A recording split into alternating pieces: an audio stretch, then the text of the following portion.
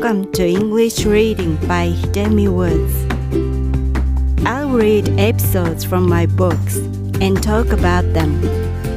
I hope you enjoy the show with me.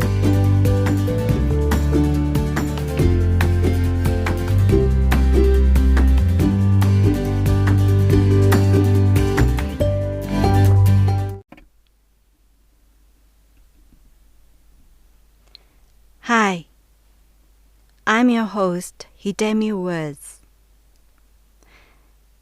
I read episodes from my book, An Old Tree in Kyoto. Today I'm reading an episode titled Parental Affection. It's about affection I received from my grandparents, not from my parents.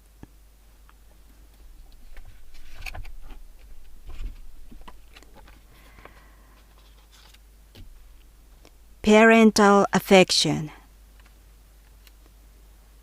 I had a dream about my grandparents last night and couldn't go back to sleep because I missed them so badly. Both of them have passed away, but they raised me when I was a child in place of my parents who were too busy working out in the field as farmers. When I lived with my grandparents, I didn't appreciate being with them, as they were strict, quiet, and boring, and I constantly missed my parents.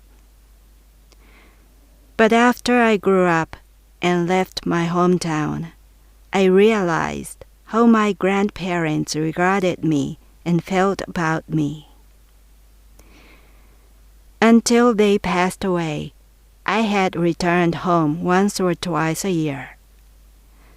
My grandfather would wait for me with an envelope that had some money for me inside, and my grandmother with my favorite food that she would have prepared and cooked from morning. She would wear particularly for the day something I had given to her before to show me her gratitude. Those things were what I could never expect from my parents. My parents would be seldom at home when I returned, although my homecoming was only yearly and informed well beforehand. That was not because they were working. They would be out for shopping, or at one time, they were even gone on a trip to Hawaii. They seemed to lack the sense of pining for and anticipating someone. Or they may have simply avoided me. Parental affection doesn't necessarily come from parents. In my case, it was my grandparent who gave it to me.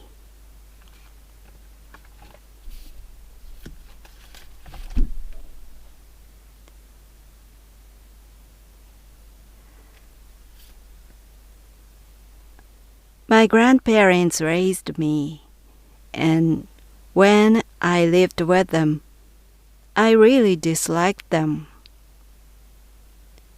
They were so strict and disciplined and boring, of course, and so stingy. And so I missed my parents who are working outside, far from home, at the fields. They were not home all day long, so I missed them. Although my grandparents are around me all the time. And we were not friendly each other I was tense in front of them because only a small thing I did wrong upset my grandparents. If I did the same thing in front of my parents, they wouldn't scold me. But my grandparents were extremely strict, so they always told me to do like this or do like that, so and so. So I was so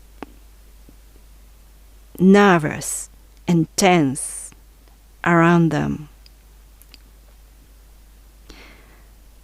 But they influenced my characteristics so much. Because of their way of raising me, I am like this right now.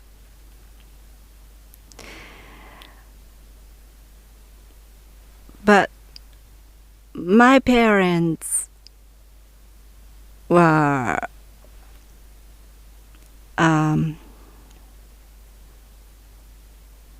not around me so much, and they were like,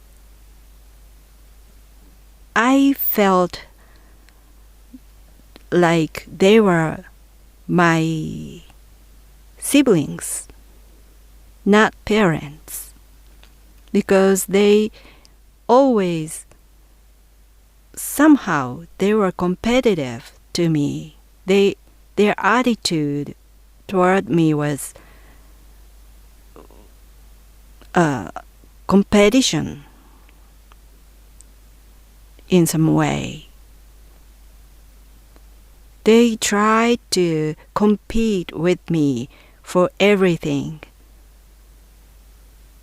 such as when my grandparents happened to say good things to me, my parents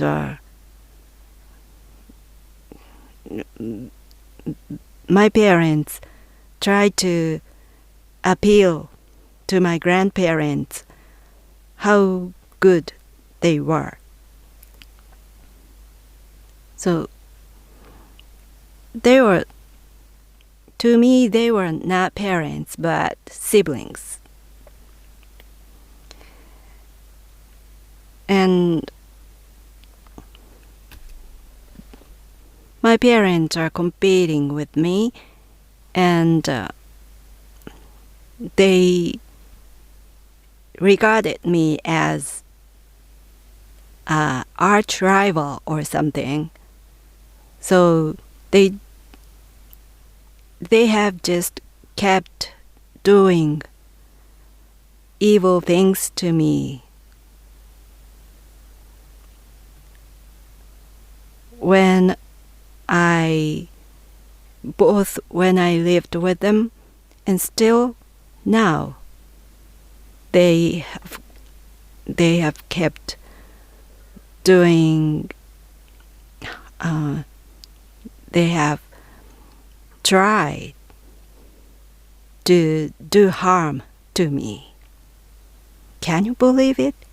They are still doing it. And I think,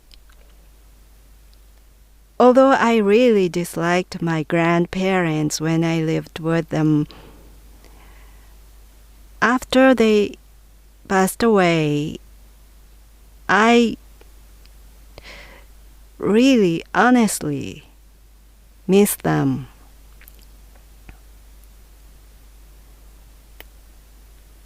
They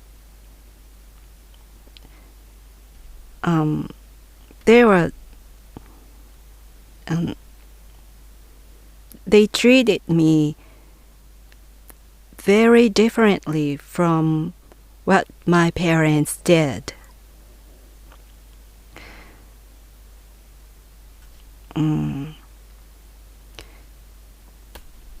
I didn't recognize that that was their way of showing affection to me. But now I think I received so much affection from them. Well, such as, for example,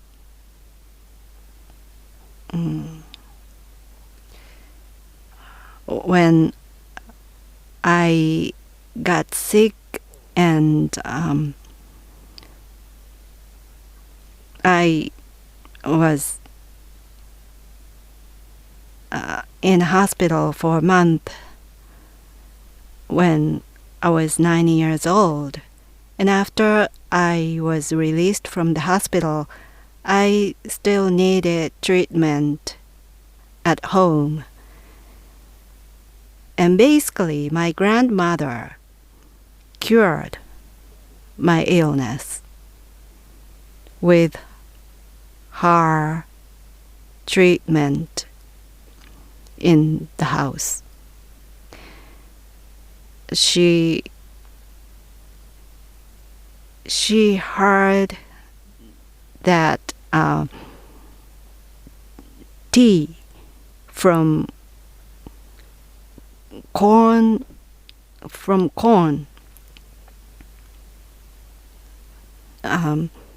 when you grow corns, do you know they have hairy thing above the corn and beside the leaves, and that hairy thing was effective for cure for my illness. And my grandmother heard it from somewhere, and she planted corns in the front yard of my house, and she made tea from the hairy thing from the corns every morning, and she made me drink it every day. It tasted terrible, horrible, awful, but eventually it cured my illness. And also, when I started my music career, I was constantly short of money for practicing in a studio. A rental studio cost quite high, and I couldn't afford it. And I was so my monthly allowances were disappearing fast for the rental studio, and I constantly short of money, and somehow my grandmother noticed it. And when I was leaving for studio, she always gave me some money from the family wallet, So I think she was stealing from the family wallet for me and gave it to me. And I practiced with my band at the studio with that money. And one time, my grandmother was caught by my mother, and she was my mother scolded my grandmother so harshly and banned to give money to me. And so my grandmother stopped giving me money, and she apologized for me for that. She said, "I'm sorry, I was caught by your mother and I couldn't give you money for studio anymore," she said. It was so funny.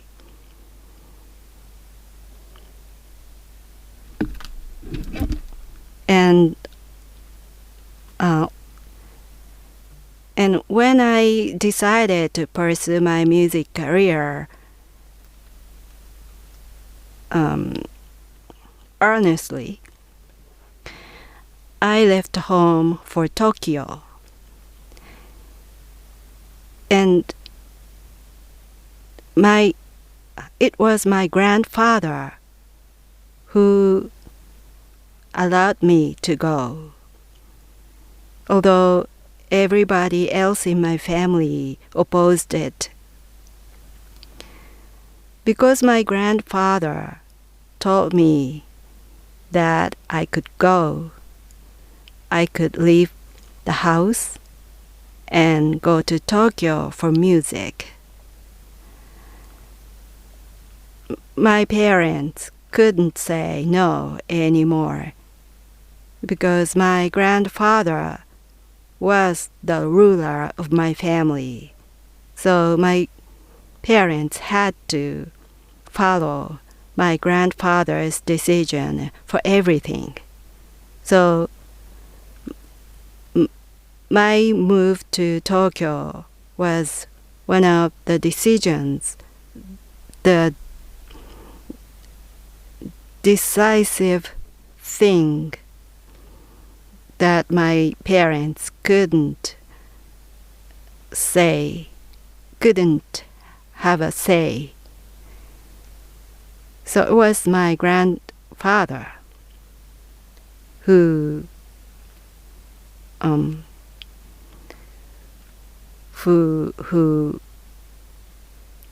let me pursue my music career.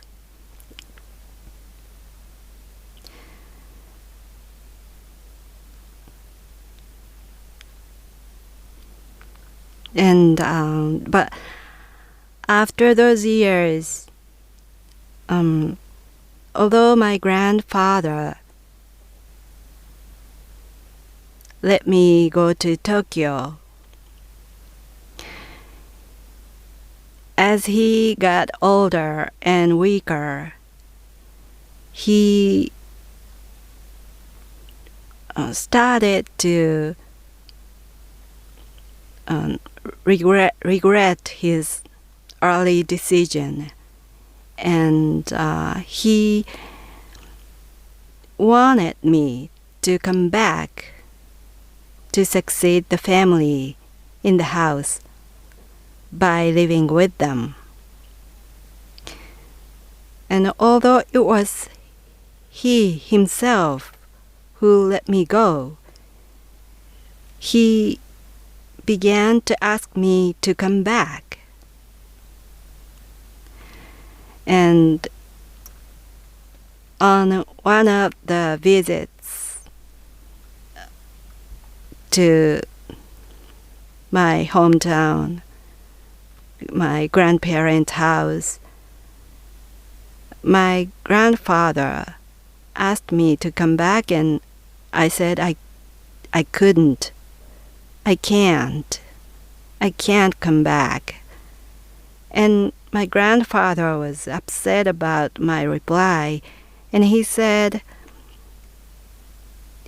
if you didn't come back even after I passed away, I would be so... I would stand on your bedside every night as a ghost, as a small revenge. So if he said to me, if you don't want to see a ghost of me every night, come back. If you don't come back, you will see me as a ghost every night, because I will haunt you for the rest of your life. He said, seriously.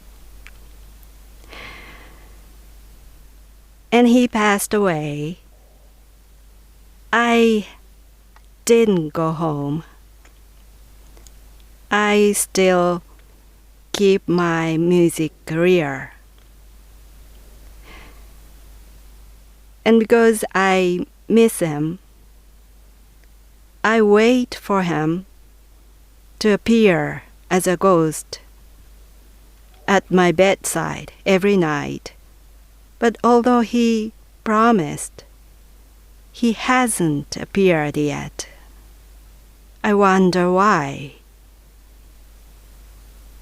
He said himself he would appear, and now I want to see him, even he is a ghost, because I miss him. It's welcome. His ghost is welcome, but he hasn't appeared yet. I wonder when he comes to my bedside, as he said. So, come to think of it, a thing called parental affection is all from my grandparents.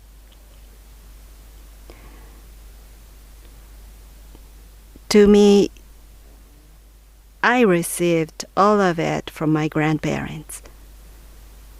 So I don't miss my parents at all. I haven't missed them at all. But it's funny that I really, really miss my grandparents so badly.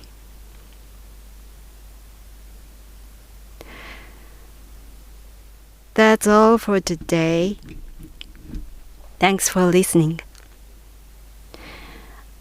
I hope you come back soon here. I'm Hidemi Woods. Until next time, take care and be well.